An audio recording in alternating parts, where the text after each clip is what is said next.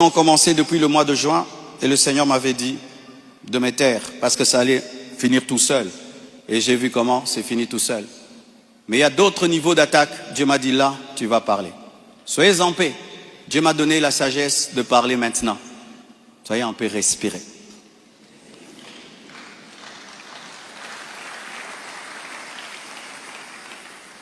Désormais, lorsque j'aurai des choses très importantes et pertinentes, j'écrirai et puis je lirai. Amen. Comme ça, je reste vraiment dans ce que je devais dire et ce que Dieu m'a demandé de dire. Shalom, bien-aimé. Et j'aimerais que ça passe en ligne.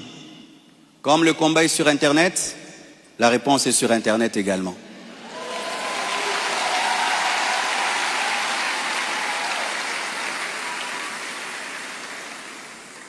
Je n'avais pas l'intention de m'exprimer publiquement à ce sujet, mais voyant le plan manifeste de l'ennemi, de s'aimer la division et de tenter de déstabiliser la communauté CREFEM, j'ai été conduit à sortir de mon silence. Et cela se fait aujourd'hui dans toutes les extensions compassion dans le monde. Les pasteurs vont parler en résumé ce que je suis en train de dire ici, car les fidèles ont besoin de réponses. S'il ne s'agissait que de moi, j'aurais gardé le silence, car de telles choses me sont souvent arrivées. Mais puisque l'honneur de l'Église et la paix de plusieurs sont en jeu, je dois parler, car il y a un temps pour se taire, un temps pour parler. Suite au décès de mon épouse Blanche, j'avais pris l'initiative de faire construire une maison pour ma belle-mère en mémoire de sa fille. Et c'était ça le plan d'ailleurs, je ne sais pas s'il y a les photos, c'était ça le plan de cette maison R+1. Par amour pour elle, par amour pour sa fille en mémoire d'elle. Sur la parcelle, ma parcelle qui est à Bibois, 10 mètres sur 30 que j'allais lui donner. 10 mètres, 15 mètres sur 30, ou 10 mètres sur 30, j'ai oublié. Alors, lorsque j'ai décidé de le faire, le projet était déjà en cours avec son fils et un architecte, d'ailleurs celui qui est en train de nous construire ici. J'ai décidé d'en informer également la branche paternelle de la famille, pour des raisons de transparence. C'est alors que l'on m'a demandé de donner la même chose en espèces pour la famille paternelle. Ça veut dire l'argent que je vais dépenser pour construire cette maison pour la maman, que je donne aussi la même somme du côté du papa.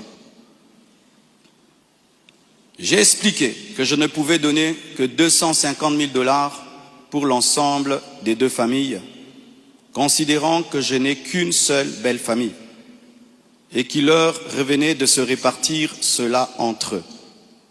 Mais à ma grande surprise, on m'a dit que la maison était considérée comme un cadeau que Blanche avait promis un jour et qu'elle ne comptait pas donc dans l'héritage.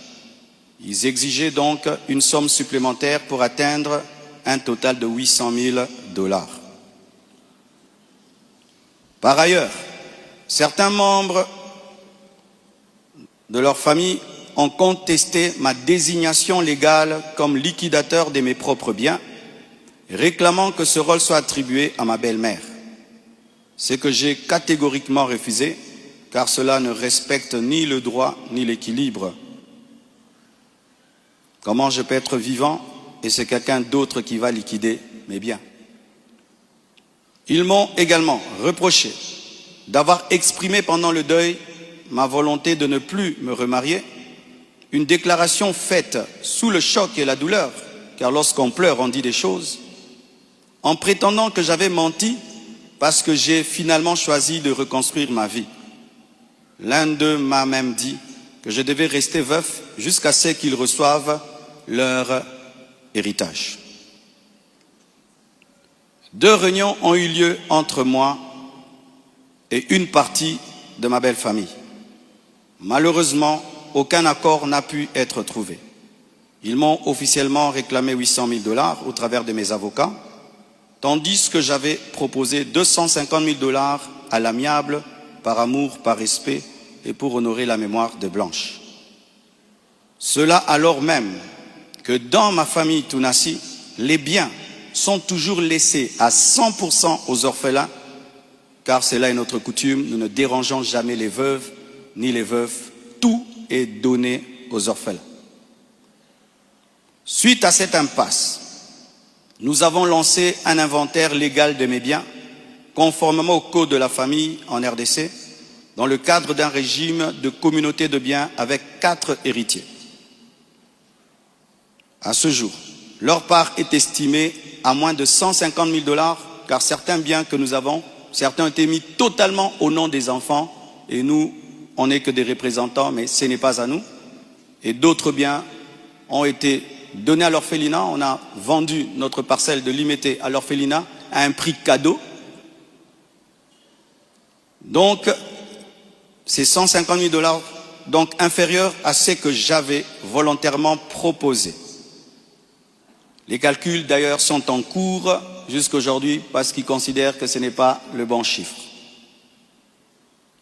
Mais alors que les discussions entre avocats étaient en cours et que j'étais en voyage, certains ont choisi la voie de la diffamation publique.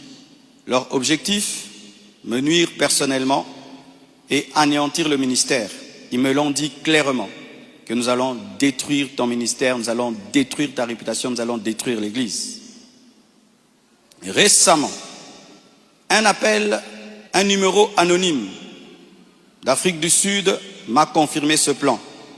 La personne a affirmé détenir plusieurs enregistrements vocaux dans lesquels Blanche était en train de se confier à sa maman. Et un jour, je parlerai de tout ça, mais pas maintenant. J'en parlerai dans 1 mois, 6 mois. Un jour, je parlerai de tout ça. Ces paroles arrachées de leur contexte et de leur timing, me faisant passer pour un mauvais mari, notre couple pour un couple détruit, alors que la plupart d'entre vous ici, vous savez combien nous nous aimions, mais dans chaque couple, il y a des temps, des fois, des petites frictions, comme dans tous vos couples, et en 18 ans, jamais nous n'avons parlé de divorce, je ne l'ai jamais frappé, je ne l'ai jamais insulté, je ne l'ai jamais tapé. Après 18 ans de mariage, je lui ai redemandé en mariage. Je suis allé prêcher dans l'église de mon fils Olivier, au Botswana. Tout ce qu'il m'a donné pour me bénir, je lui ai acheté une bague en diamant et je lui ai redemandé en mariage. Elle avait même témoigné dans une émission ici.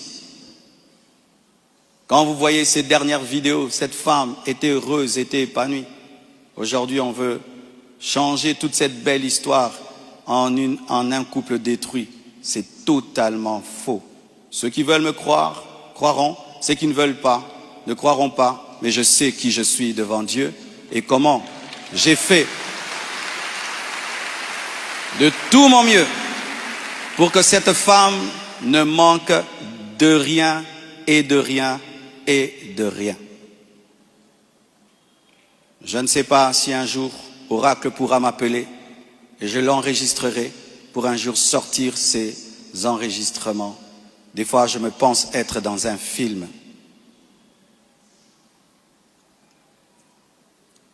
Il m'a aussi été reproché faussement qu'Esther venait déjà à Kinshasa du vivant de Blanche, ce qui est faux. Vous pouvez aller à la DGM, c'est seulement le mercredi. Elle est venue quand? Mercredi qu'elle est venue. Et d'ailleurs, quand elle est arrivée à l'aéroport, la DGM devait l'amener parce que c'était sa première fois. Je l'ai rencontrée après le départ de Blanche au travers d'un ami. Avant cela, je ne la connaissais pas. On ne se connaissait pas. Et on dit que j'allais souvent au Canada plus de 10 fois. De toute ma vie, je suis allé au Canada que 2 fois, pendant que Blanche était vivante. Et après, j'ai voulu aller. Je n'ai pas eu le visa. Ceux qui font mes démarches de visa du Canada sont là. Je ne suis même pas allé 3 fois au Canada dans ma vie. Et ce qui est pire, on dit que j'ai pris ces biens, ces sacs, c'est plutôt ces habits, j'ai mis dans des sacs poubelles pour donner à la belle famille. Est-ce que toi, tu gardes tes habits dans des sacs poubelles pour que moi j'ai des sacs poubelles à mettre des vêtements? On a mis ces habits dans des valises et dans des gros sacs parce qu'il y en avait beaucoup. Quand ils sont venus prendre les habits, ils ont cru qu'il y en aurait quelques-uns.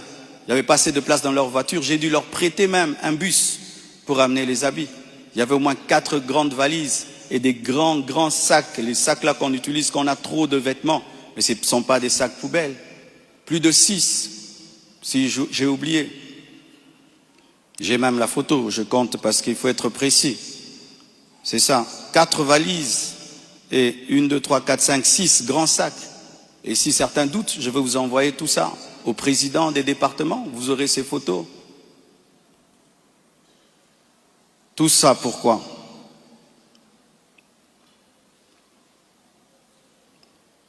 Et ce qui est terrible, on m'accuse même de l'avoir tué, alors qu'elle est décédée d'une crise cardiaque à l'hôpital, suite à une opération. Et ils m'ont posé la question, elle est morte de quoi? Je leur ai dit, on l'a opérée, elle n'a pas supporté l'opération. Le même jour, quand je suis arrivé avec son corps, après encore, la famille paternelle me pose les mêmes questions devant 10 personnes, 15 personnes, j'ai expliqué. Ils savent de quoi elle est morte.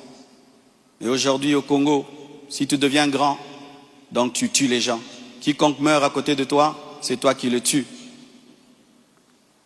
Le jour que Dieu t'élèvera, tu comprendras ça. Tu dois prier que tout le monde vive 90 ans. Si les gens commencent à mourir, c'est toi qui les tues. Comment peux-je tuer la mère de mes enfants? Priver Tabiri de sa maman? Comment? Même toi, qui viens de te convertir, tu ne peux pas faire une telle chose. Moi, serviteur de Dieu. Elle est partie en Turquie samedi. Je l'ai suivie dimanche. On s'est rencontrés même avec papa à l'aéroport. Elle était déjà partie. Elle me disait de venir. Parce que pour son opération, il fallait que le mari signe. Et je suis arrivé, j'ai signé. Même pour une césarienne, on signe. Elle est partie, elle n'est jamais plus revenue. Et comment son corps est venu vite? Frère, le problème souvent, c'est que les gens attribuent aux autres leur pauvreté. Lorsqu'il n'y a pas les moyens, quelqu'un peut mourir lundi pour que le corps vienne. On prend 2 semaines de cotisation. Mais quand Dieu t'a béni, et tu as des relations, et même le médecin est touché par ce qui t'est arrivé, c'est ce médecin qui a tout fait. Je dis, je ne peux pas dormir dans votre pays, je ne peux pas rester, je ne peux pas supporter. Je dois partir demain. Mes enfants ne peuvent pas rester en train de pleurer dans ce pays. Il a dit, qu'est-ce que tu veux que je fasse? J'ai dit, fais tout, que je rentre. Il a tout fait. Et on est venu. Et c'est la sorcellerie. Comment quelqu'un peut mourir tel jour? Du coup, vous prenez le corps, vous amenez, c'est trop vite. Donc vraiment, c'est terrible, terrible. Vraiment le niveau de raisonnement que les Congolais nous avons atteint, vraiment. Vraiment que les écoles recommencent, je ne sais pas, vraiment. C'est terrible. Des fois, je me dis, tous les derniers de la classe qu'on ne voyait plus, ils sont remplis maintenant, là-bas.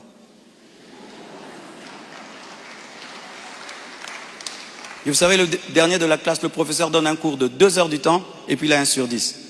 Le premier de la classe, il comprend, tu l'as 10 sur 10. Tu te dis, comment tu ne comprenais pas? C'est ça, maintenant, on a des cerveaux des derniers de la classe en RDC. Dis à ton voisin, même ce que tu es en train de comprendre, ce que le pasteur dit. Il faut vérifier, hein. Peut-être tu es un dernier de la classe à côté de toi.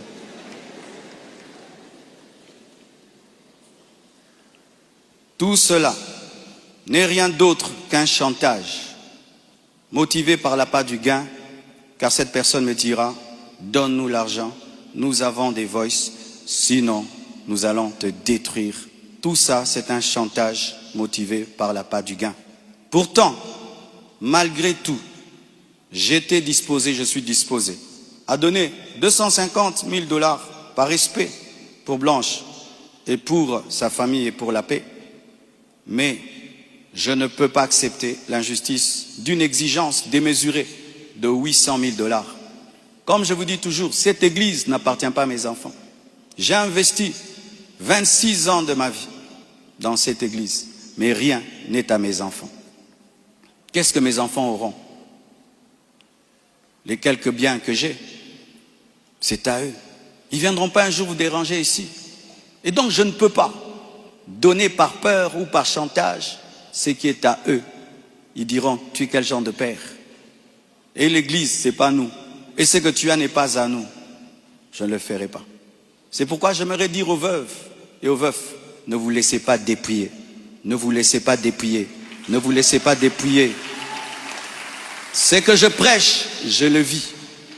Mon combat, c'est que je vis ma prédication, mon message. Mon combat, c'est le message de la sainteté qui dérange. Mon combat, c'est que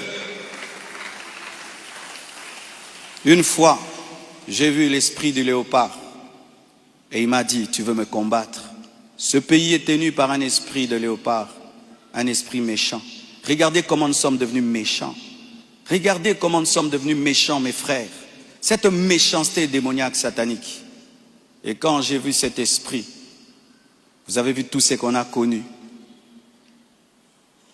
C'est pourquoi, pour finir, je vous prie, ne cédez pas à la haine.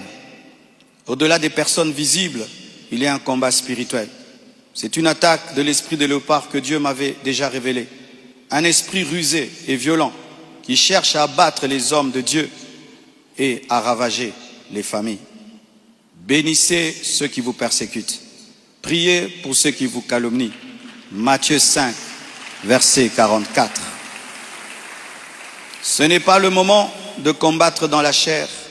Restons enracinés dans la vérité, dans l'amour et dans la prière. Pour ceux qui souhaitent des informations juridiques fiables, je vous invite à contacter mes avocats, le maître Béladé et le maître Abed, qui sont des fils de la maison. Et sachez que toute chose concourt au bien de ceux qui aiment Dieu. Romains 8, verset 28. Et je rends grâce à Dieu pour toutes mes épreuves et tous mes combats.